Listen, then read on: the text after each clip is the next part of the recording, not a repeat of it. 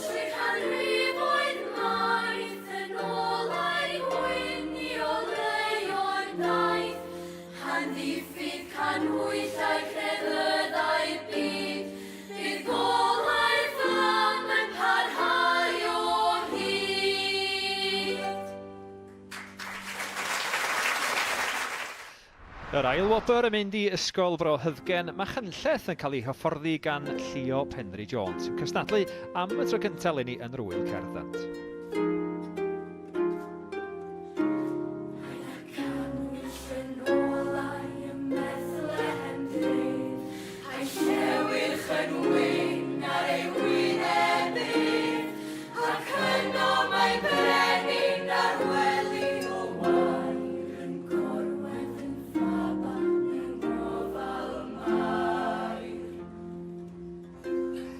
Stabat